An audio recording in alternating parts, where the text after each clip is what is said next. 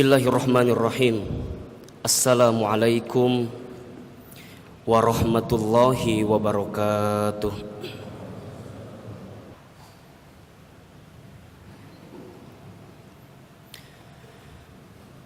Subhanallahi wa bihamdihi. Subhanallahil azim. Adada khalqihi wa ridha nafsihi wa zinata arsyih wa midada kalimatih. Asyhadu an la ilaha illallah wahdahu la syarika lah wa asyhadu anna Muhammadan abduhu wa rasuluh. Allahumma salli wa sallim ala rasulillahil karim sayyidina wa syafi'ina wa maulana Muhammadin sallallahu alaihi wasallam wa ala alihi wa ashabihi wa man tabi'ahum bi ihsanin ila yaumiddin. Faya ibadallah, usi nafsi wa iyyakum bittaqwallah faqad fazal muttaqun. Faqala Allah Ta'ala fil Qur'anil Karim, a'udzu billahi minasy syaithanir rajim. Bismillahirrahmanirrahim. Ya ayyuhalladzina amanu taqullaha haqqa tuqatih wa la tamutunna illa wa antum muslimun. Faqala aidan, ya ayyuhan nasu attaqu rabbakumul ladzi khalaqakum min nafsin wahidah wa khalaqa minha zawjaha wa batha minhuma rijalan katsiran wa nisaa'a wattaqullaha alladzi tasaaluna bihi wal arham innallaha kana 'alaikum raqiba.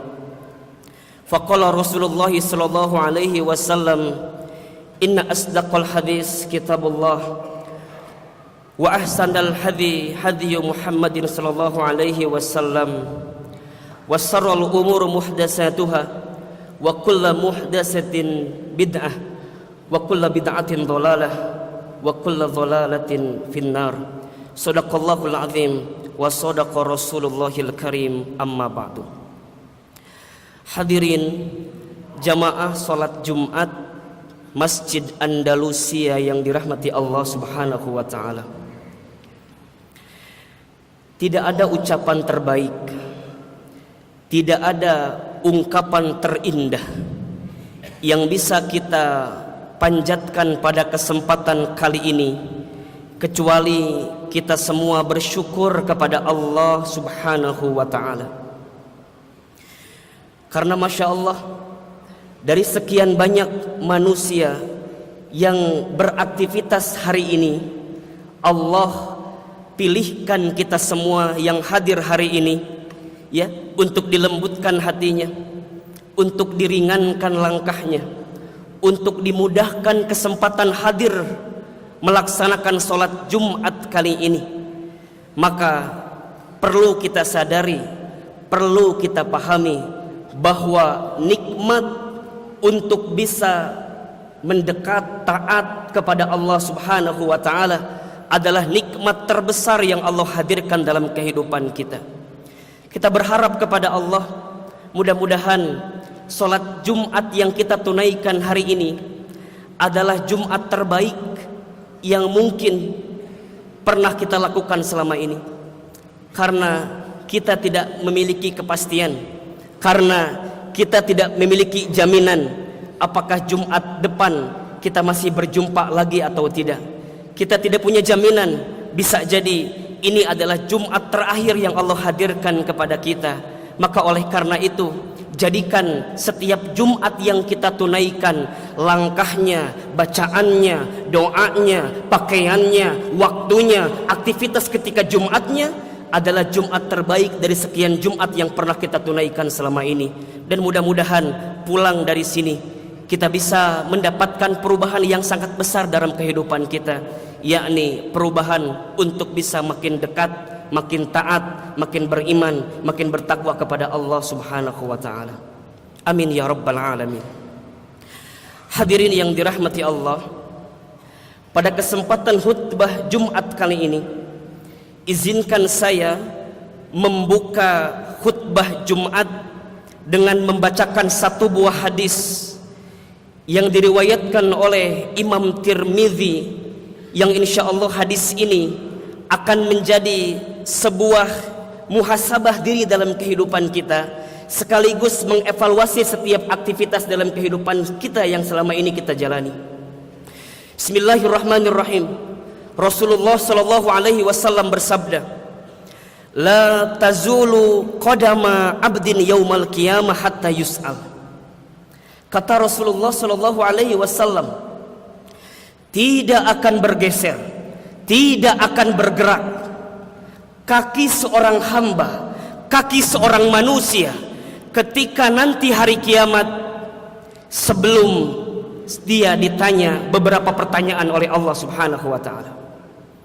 Hadirin yang dirahmati Allah, sebagai orang yang beriman kita paham bahwa kehidupan kita bukan hanya di dunia saja. Setelah kehidupan ini kita akan menatap kehidupan yang jauh lebih besar dibanding ini semua. Kita akan menatap kehidupan yang jauh lebih lama dibanding ini semua. Kita akan menatap kehidupan yang jauh lebih panjang dibanding ini semua, yakni kehidupan akhirat. Sebelum kita berjumpa dengan kehidupan akhirat, kita semua paham bahwa kita akan mengalami sebuah momentum dalam kehidupan, yakni hari kiamat. Dalam hadis di atas, Rasulullah Shallallahu Alaihi Wasallam menegaskan kepada kita, saat nanti semua kita dikumpulkan, yaumul ba'ats disebutnya di sana. Kemudian setelah dikumpulkan, nanti semua kita akan dihitung dalam yaumul hisab. Dikumpulkan kemudian dihitung. Disebutkan dalam hadis di sana bahwa ketika nanti dikumpulkan, manusia tidak akan bisa bergerak, manusia tidak akan bisa bergeser sebelum dia ditanya beberapa pertanyaan oleh Allah Subhanahu wa taala.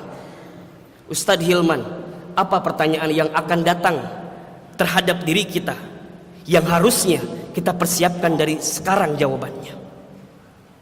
Satu, manusia nanti akan ditanya oleh Allah an umrihi fima afna.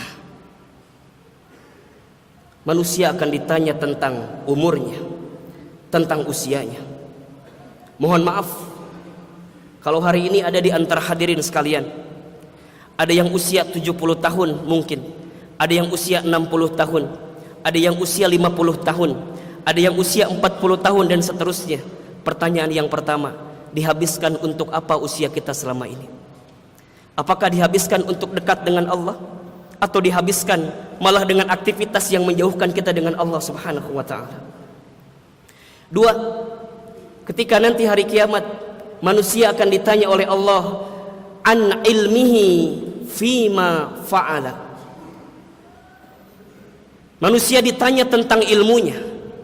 Kalau bahasa ilmu dalam konteks hari ini, kita akan bicara kedudukan kita, kita akan bicara jabatan kita, kita akan bicara karir pekerjaan kita, kita akan bicara semua karya hidup kita.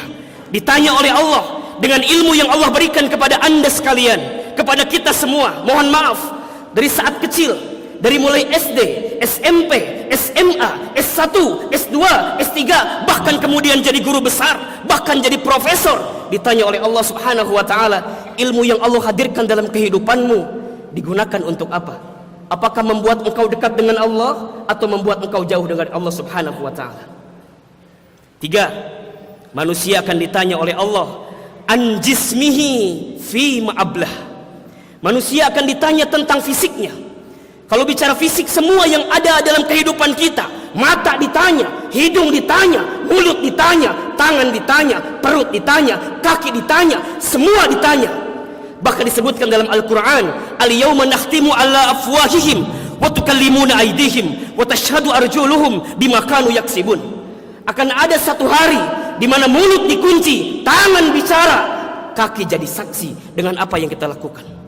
Mohon maaf, kalau sekarang kita punya mata, sekarang kita punya telinga, sekarang kita punya mulut, sekarang kita punya tangan, dipakai untuk apa tangan kita, mulut kita, mata kita selama ini?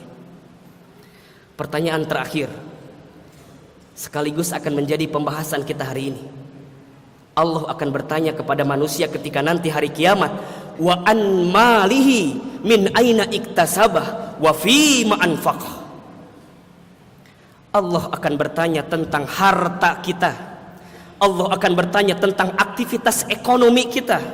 Allah akan bertanya tentang cara menjemput rezeki kita. Allah akan bertanya tentang rumah kita. Allah akan bertanya tentang kendaraan kita, Allah akan bertanya tentang usaha kita, Allah akan bertanya tentang bisnis kita, Allah akan bertanya tentang kantor kita, Allah akan bertanya tentang semua yang kita jalani dalam kehidupan ini untuk menjemput rezeki.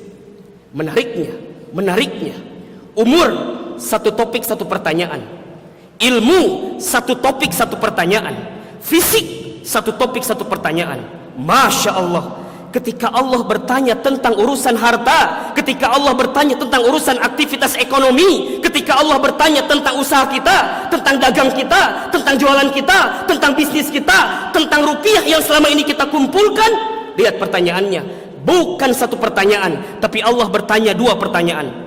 Apa pertanyaannya Ustadz Hilman? Min aina iktasabah wa fima anfaqah. Dari mana harta yang kita dapatkan, bagaimana cara mencarinya, bagaimana cara menjemputnya, bagaimana cara mengelolanya. Tidak cukup sampai di situ. Ketika kita mendapatkan harta, wa fima anfaqah, dibelanjakan untuk apa harta kita? Hadirin yang dirahmati Allah, sahabat bertanya, "Ya Rasulullah, kenapa urusan harta begitu detail ditanya oleh Allah Subhanahu wa taala? Kenapa urusan aktivitas ekonomi ditanya begitu sistematis oleh Allah Subhanahu wa taala? Bahkan pertanyaannya bukan satu, tapi dua. Berarti ini ada sesuatu yang penting. Berarti ini ada sesuatu yang mungkin banyak kita lupakan selama ini." Hadirin yang dirahmati Allah Subhanahu wa taala, Rasulullah sallallahu alaihi wasallam menjawab kepada para sahabat, "Wahai sahabat, ketahuilah, pada satu zaman nanti, pada kehidupan nanti, akan banyak orang yang kemudian lalai ibadah kepada Allah, akan banyak orang yang kemudian bermaksiat kepada Allah, ada orang yang kemudian dia lupa kepada Allah karena sibuk, capek, lelah mencari harta dalam kehidupan." Hadirin yang dirahmati Allah, jangankan kita menghitung usia yang kita miliki, satu hari saja 24 jam yang Allah berikan kepada kita, mohon maaf, mohon maaf, coba cek dalam kehidupan kita, betul atau tidak 15 jam dari 24 jam yang Allah berikan sehari kepada kita dihabiskan untuk aktivitas ekonomi? Enggak Ustadz, kita bekerja dari jam 8 sampai jam 5 sore saja. Saya mau bertanya, kalau ada orang Sentul misalnya, dia bekerja di Jakarta, masuk jam 8, apakah berangkatnya jam 8 pagi juga? Tidak, pasti dia berangkatnya lebih pagi dibanding itu. Mungkin jam 5 subuh, mungkin jam 6 subuh dia berangkat. Dan begitu seterusnya. Ada orang yang keluar kantor jam 5 sore, tapi apakah langsung sampai rumah jam 5 sore? Tidak, bahkan jam 9 malam dia sampai rumah, bahkan jam 10 malam dia sampai rumah. Dan kita tidak bisa pungkiri, apakah sampai rumah dia tinggalkan handphonenya, apakah sampai rumah dia tinggalkan kegiatannya, apakah sampai rumah dia tinggalkan klien yang saat tadi dia rapat dengannya? Tidak, dia masih buka laptopnya, dia masih pegang handphonenya, dia masih ngurusin aktivitas ekonominya. Mohon maaf, 15 jam dari 24 jam yang Allah berikan kepada kita dihabiskan untuk aktivitas ekonomi, dihabiskan untuk mencari harta, dihabiskan untuk mengelola harta. Pertanyaan yang paling penting, hadirin yang dirahmati Allah, pertanyaan yang paling penting adalah, apakah cara kita mengejar harta, apakah cara kita mencari harta, apakah cara kita menjemput harta, apakah cara kita mengelola harta sudah sesuai dengan kaidah Allah Subhanahu wa taala atau tidak? Apakah sudah sesuai dengan syariah Allah atau tidak? Kalau bahasa ilmiahnya, apakah sudah sesuai dengan kaidah ekonomi syariah atau tidak? Mohon maaf, jangan-jangan hari ini kita sibuk mencari harta, sebenarnya malah membuat kita murka, mendapatkan murka dari Allah Subhanahu wa taala. Jangan-jangan selama ini kita mencari harta, tapi kemudian membuat kita jauh dari Allah Subhanahu wa taala. Ustadz Hilman, apakah Allah mengatur kita untuk mencari harta? Apakah panduan Islam, sumber utama Islam, Al-Quran, Al-Hadis membahas tentang bagaimana cara kita mencari harta? Masya Allah, jangankan pertanyaan itu, sebelum hadirin bertanya saja sudah jelas keterangannya. Ayo kita kupas sedikit demi sedikit. Misalnya Al-Quran sebagai sumber utama Islam, sebagai sumber utama seorang muslim dalam kehidupan. Lihat dalam Al-Quran, saya mau bertanya, ayat yang terpanjang dalam Al-Quran surat Al-Baqarah ayat 282. Surat Al-Baqarah ayat 282, yaitu ayat yang terpanjang dalam Al-Quran. Bicara tentang apa? Membahas tentang apa? Ternyata Masya Allah, bicara tentang urusan aktivitas ekonomi, lebih rinci bicara tentang hutang piutang. Bahkan di sana dibahas tentang akuntansi, bagaimana cara mencatatnya, bagaimana cara berbuat adilnya. Ya ayyuhalladzina amanu idza tadayantum bidainin ila ajalin musamma faktubuh. Wahai orang-orang yang beriman, ketika engkau beraktivitas ekonomi, ketika engkau berhutang, ketika engkau ada utang piutang, maka perhatikan, faktubuh, catat baik-baik. Masya Allah, kalau boleh saya turunkan di sana, ya, dari ayat Al-Baqarah 282 itu ada 504 huruf, ada 128 kata, dan Masya Allah ada 58 masalah ekonomi di sana. 58 masalah ekonomi di ayat yang panjang dalam Al-Quran itu. Punten, ketika bicara ayat yang terpanjang dalam Al-Quran, ternyata Allah menitik beratkan dalam urusan ekonomi. Dalam urusan ekonomi. Bahkan tidak hanya ayat itu, misalnya kalimat tentang jual beli dalam Al-Quran disebutkan sebanyak 8 kali terulang dalam Al-Quran. Tentang urusan perilaku konsumsi disebutkan 84 kali dalam Al-Quran. Dari mulai dicari di sana bagaimana cara makan yang halal, bagaimana cara menggunakan pakaian yang baik, bagaimana cara bekerja yang baik, bagaimana cara menjemput pekerjaan dengan cara yang baik, semua dibahas di sana. Bahkan tidak boleh ada yang mubazir di sana, bahkan tidak boleh ada yang kemudian keliru di sana, bahkan tidak boleh ada yang berlebih-lebihan di sana. Masya Allah. Malah disebutkan juga di sana, tidak boleh curang di sana, tidak boleh zolim di sana, tidak boleh nipu di sana, tidak boleh kemudian melanggar aktivitas perjanjian kerjasama yang sudah kita buat, diatur di sana dalam Al-Quran. Bahkan bukan hanya Al-Quran, hadis misalnya, saya turunkan satu persatu. Misalnya dalam kitab hadis Sahih Bukhari disebutkan di sana ada 199 hadis yang dibagi dalam beberapa bab. Dalam bab al-buyu misalnya di sana, dalam bab al-ijarah misalnya di sana, dalam bab as-salam di sana disebutkan di sana 199 hadis bicara tentang aktivitas ekonomi. Bahkan bukan hanya Sahih Bukhari, misalnya dalam hadis kitab Sahih Muslim disebutkan 159 hadis bicara tentang aktivitas ekonomi. Hadirin yang dirahmati Allah Subhanahu wa taala. Pertanyaannya adalah, dari sekian banyak aktivitas ekonomi yang kita lakukan, sudahkah sesuai dengan kaidah Allah Subhanahu wa taala? Sampai datanglah sebuah hadis, yang hadis ini saya kira harus menjadi perhatian untuk kita semua. Rasulullah SAW pernah memprediksi, Rasul pernah menganalisa kehidupan kita. Apa kata Rasul? La ya'tiyanna 'alan nasi zamanun, akan datang satu masa, satu zaman ke dalam diri manusia. Apa itu? La yubalil mar'u akhadal mal, di mana manusia tidak peduli bagaimana cara dia mengambil harta, amman halal, amman haram, apakah dari cara yang halal ataukah cara yang haram.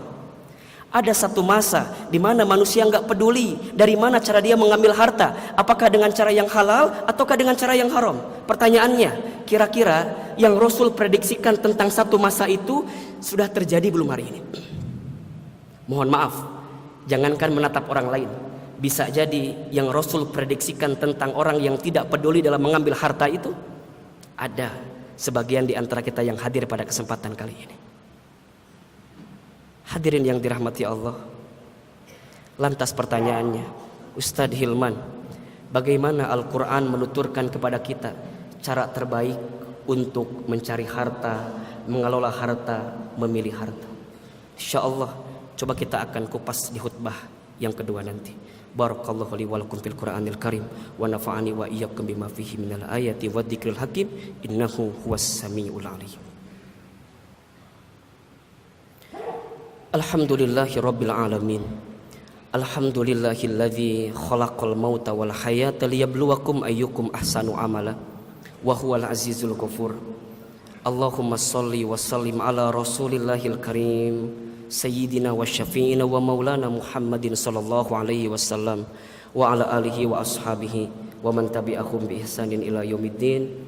Fa ya ibadallah, usi nafsi wa iyyakum bi taqwallah faqad fazal muttaqun. Ya ayyuhalladzina amanu taqullaha haqqa tuqatih wa la tamutunna illa wa antum muslimun. Hadirin yang dirahmati Allah, dari khutbah yang pertama sudah kita dengarkan betapa Allah begitu memperhatikan tentang bagaimana cara kita mencari harta.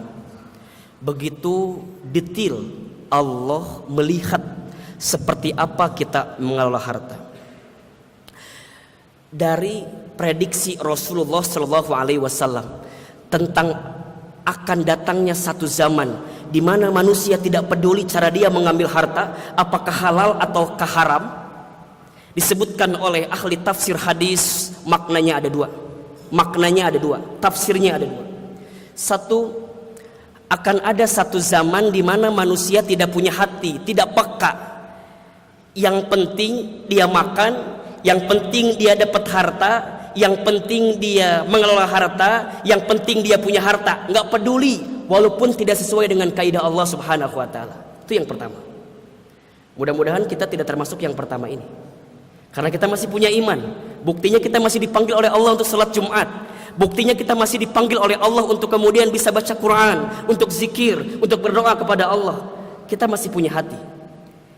Atau yang kedua bisa jadi, tafsirnya adalah sebenarnya orang paham bahwa ada yang salah dengan apa yang dia ambil, bahwa ada yang keliru dengan harta yang dia peroleh, tapi kemudian dia tidak mau belajar, dia tidak mau mengetahui, dia tidak mau mencari tahu bagaimana sebenarnya kaidah Allah terkait dengan urusan mencari harta ini.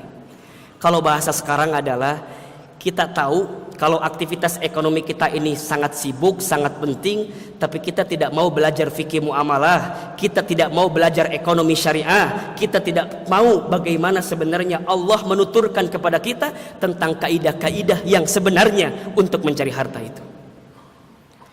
Kenapa itu bisa terjadi? Penyebabnya adalah karena manusia nanti akan punya penyakit namanya al-wahnu. Al-wahnu. Sahabat bertanya, "Ya Rasulullah, ma huwal wahnu?" Apa itu al-wahnu?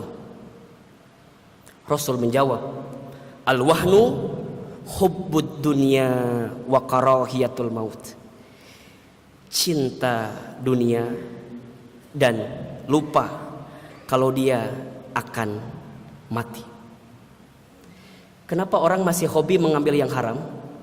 Karena dia begitu cinta dengan dunia. Kenapa orang masih hobi mengambil harta riba?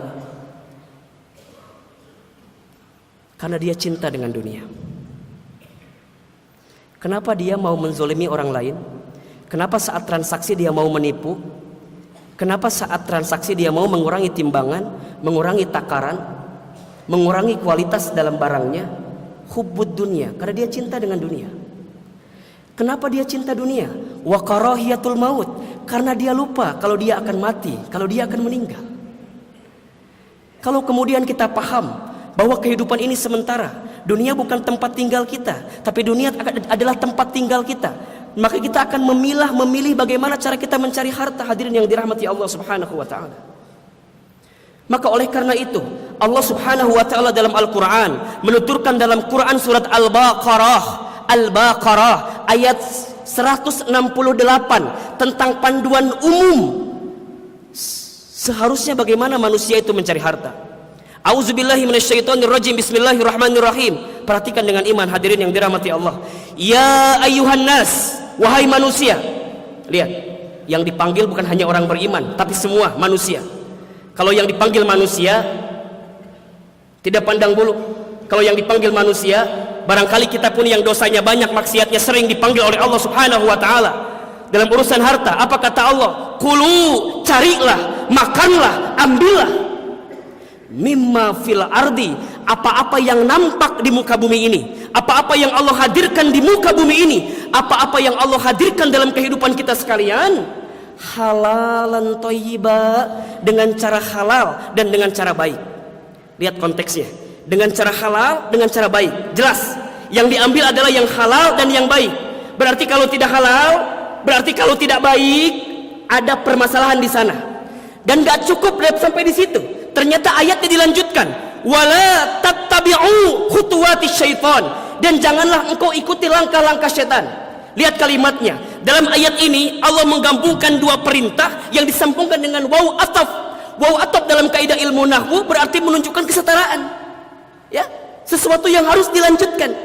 Maka ketika dijelaskan kalimatnya adalah, wahai manusia, carilah, ambillah harta yang halal, harta yang baik, dan janganlah ikuti langkah-langkah setan. Bahasa sebaliknya, kalau ada orang yang masih hobi dengan yang haram, kalau ada orang yang masih hobi dengan menzalimi orang lain, kalau ada orang yang masih mau nipu orang lain, berarti sebenarnya bukan karena dirinya, tapi karena pengaruh setan yang lebih besar dalam kehidupannya. Jadi mohon maaf, kalau ada di antara kita yang mengejar dunia, sebenarnya bukan karena kita, tapi karena kita diperuntukkan dengan dunia, diperuntukkan oleh setan, sampai kemudian dituntut untuk mengambil yang haram itu. Hadirin yang dirahmati Allah, kadang-kadang mohon maaf ya, ada nasihat dari Ibnu Qayyim al-Jauziyah. Wahai manusia, jangan pernah engkau khawatirkan rezekimu, karena rezekimu sudah tertakar, tak mungkin tertukar. Justru yang harus kita khawatirkan adalah bagaimana cara kita mengambil rezeki itu. Apakah dengan cara yang baik, apakah dengan cara yang tidak baik. Kenapa kita masih hobi mengambil yang tidak baik? Karena ada hawa nafsu yang dipertuntutkan oleh kita sekalian. Jangan pernah mencari banyaknya, karena sebanyak apapun yang Allah hadirkan kepada kita pasti tidak akan cukup. Pasti cukup. Tapi cari berkahnya. Kalau bicara berkah, bukan bicara banyak atau sedikit. Kalau bicara berkah, bukan bicara luas ataupun sempit, tidak. Kalau bicara berkah, mana harta yang kemudian kita dapatkan memberikan manfaat dalam kehidupan kita sekalian. Cek, mohon maaf, bisa jadi ada pekerjaan kita, ada usaha kita, ada rumah kita, ada kendaraan kita, ada semua yang kita lakukan selama ini. Sebenarnya tidak ada berkah dalam kehidupan. Mana Ustaz? Lihat, apakah sholatnya tambah rajin atau tidak? Apakah baca Qur'annya tambah rajin atau tidak? Apakah infak sedekahnya ada yang belum dia tunaikan atau tidak? Apakah haji umrohnya misalnya belum dia tunaikan atau tidak? Padahal selama ini kita sibuk mencari harta, padahal selama ini kita banting tulang mencari harta, tapi ternyata dengan harta itu membuat kita malah jauh dari Allah Subhanahu wa taala. Cek. Ada yang salah dengan kehidupan kita. Ada yang salah dengan kehidupan kita. Oleh karena itu, hadirin yang dirahmati Allah, khutbah Jumat kali ini memberikan muhasabah terbaik dalam kehidupan kita sebelum kehidupan ini berakhir, dan sebelum kita diselesaikan oleh Allah Subhanahu wa taala dalam kehidupan ini. Dan selama kita masih sibuk mencari harta, carilah harta sesuai dengan kaidah Allah Subhanahu wa taala. Saat kita berdagang, cari bagaimana ilmunya berdagang dengan baik dan benar. Saat kita bekerja, cari bagaimana cara bekerja dengan baik dan benar. Saat kita punya karyawan, jadikan karyawan kita adalah karyawan yang bisa benar dekat kepada Allah Subhanahu wa taala. Jadikan semuanya, jangan sampai terlambat. Karena bisa jadi hari ini kita di atas tanah, besok lusa mungkin kita di bawah tanah. Hari ini kita masih bisa sholat di belakang imam, bisa jadi besok atau lusa kita disolatkan di depan iman. Allah tidak akan pernah menunggu ajal kita, karena ajal pasti akan datang. Taubat tidak akan menunggu ajal kita, karena ajal pun tidak menunggu taubat kita. Maka oleh karena itu, selama kita masih diberikan kesempatan oleh Allah Subhanahu wa taala, selama kita masih diberikan anugerah usia oleh Allah Subhanahu wa taala, jadikan usia kita adalah usia terbaik. Saat Allah masih berikan rezeki kepada kita, mohon maaf, ada yang bekerja, kerjalah dengan baik. Ada orang yang berdagang, daganglah dengan baik. Ada orang yang kemudian berbisnis, bisnislah dengan baik. Dan bagaimana caranya? Cari ilmunya, belajar ilmunya. Jangan sampai kita tenggelam karena harta kita. Capek, lelah, sayang, sibuk mencari harta, tapi kemudian dari harta kita membuat kita malah masuk ke dalam api neraka. Nauzubillahi min dzalik. Hadirin yang dirahmati Allah, di akhir khutbah Jumat ini, mari sama-sama kita tutup dengan berdoa kepada Allah Subhanahu wa taala. Doa di hari Jumat adalah doa yang diijabah oleh Allah Subhanahu wa taala. Angkat kedua telapak tangan kita, hadirkan Allah dalam doa-doa kita, tundukkan kepala kita, tutup kedua mata kita. Allahumma sholli wa sallim ala Rasulillahil Karim. Allahumma sholli ala sayyidina Muhammadin wa ala alihi wa ashabihi wa man tabi'ahum bi ihsanin ila yaumiddin. Allahumma ighfir lil muslimin wal muslimat wal mu'minina wal mu'minat al ahya'i minhum wal amwat innaka sami'un qaribun mujibud da'wat ya qadiyal hajat. Allahumma inna nas'aluka salamatan fid din wa afiyatan fil jasad wa ziyadatan fil ilmi wa barakatan fil rizqi wa taubatan qabla al maut wa rahmatan indal maut wa maghfiratan ba'dal maut. Allahumma hawwin alaina fi sakaratil maut wan najata minan nari wal afwa indal hisab. Ya Allah, ya Rahman, ya Rahim, pada kesempatan Jumat ini ya Allah, Kami semua datang berbondong-bondong, kami semua berkumpul ya Allah. Kemudian kami melaksanakan sholat Jumat ya Allah. Siapapun di antara kami ya Allah yang punya banyak dosa dalam kehidupannya ya Allah, kami minta ya Allah, ampuni setiap dosa-dosa kami ya Allah. Dari mulai dosa yang kecil sampai dosa yang besar. Dari mulai dosa yang terlihat sampai dosa yang kami sembunyikan rapat-rapat. Dosa mata dari pernah melihat yang tidak baik. Dosa tangan dari pernah mengambil menyentuh yang haram. Dosa perut dari pernah makan minum harta yang haram. Dosa kaki ya Allah dari pernah melangkah ke tempat maksiat ya Allah. Kami minta kepadamu ya Allah, sebelum kami wafat, ampuni setiap dosa-dosa kami ya Allah. Allahumma la tada' lana dzamban illa ghafartah ya Allah, wala hamman illa farajtah ya Allah. Ya Allah ya Rahman ya Rahim, siapapun di antara kami yang sedang mendapatkan kesulitan, yang sedang mengalami kegelisahan, kami minta ya Allah, hadirkan jalan keluar untuk setiap kesulitan hidup kami ya Allah.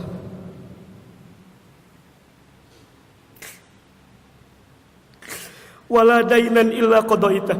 Ya Allah ya Rahman ya Rahim, siapapun di antara kami yang sedang terlilit dengan hutang, yang sedang punya masalah dengan hutang ya Allah, kami minta ya Allah, hadirkan jalan keluar untuk kami melunasi hutang-hutang kami ya Allah. Karena kami semua takut dengan siksa api neraka-Mu ya Allah. Karena kami masih terlibat dalam harta yang haram dalam kehidupan ini ya Allah. Ya Allah ya Rahman ya Rahim, kami minta kepadamu ya Allah, siapapun di antara kami yang sedang punya hajat, yang sedang punya keinginan, yang sedang punya cita-cita ya Allah, kabulkan cita-cita kami ya Allah. Wujudkan permintaan kami ya Allah. Hadirkan yang terbaik dalam kehidupan kami ya Allah. Ya Allah ya Rahman ya Rahim, berkahi diri kami ya Allah. Berkahi pribadi kami ya Allah. Berkahi keluarga kami ya Allah. Berkahi rumah tangga kami ya Allah. Berkahi usaha kami ya Allah. Berkahi pekerjaan kami ya Allah. Berkahi aktivitas kami ya Allah. Berkahi negara kami ya Allah, dengan hadirnya pemimpin yang taat kepadamu ya Allah, dan kemudian mengajak kami taat kepadamu ya Allah. Ya Allah ya Rahman ya Rahim, istiqomahkan kami dalam ibadah ya Allah. Kuatkan kami untuk memilih yang halal dalam kehidupan ya Allah, kemudian menghilangkan yang haram dalam kehidupan ini ya Allah. Sampai kemudian kami wafat dalam keadaan husnul khatimah ya Allah. Ya Allah ya Rahman ya Rahim, masukkan kami ke dalam surga ya Allah. Luaskan surga kami ya Allah. Lapangkan surga kami ya Allah, dan jadikan kehidupan kami ya Allah makin baik dari hari ke hari ya Allah. Rabbana taqabbal minna innaka antas samiul alim wa tub alaina innaka antat tawwabur rahim. Rabbana zalamna anfusana wa illam taghfir lana wa tarhamna lanakunanna minal khasirin. Rabbana ighfir lana wa liwalidina warhamhum kama rabbawna shighara. Rabbana atina fid dunya hasanah wa fil akhirati hasanah wa qina azaban nar. Subhana rabbika rabbil izzati amma yasifun, wassalamun alal mursalin, walhamdulillahi rabbil alamin. Innallaha ya'murukum bil adli wal ihsan wa ita'i dzil qurba wa yanha 'anil fahsai wal munkar wal baghi ya'izukum la'allakum tadhakkarun fastaghfiruh innahu huwal ghafurur rahim. Aqimis shalah.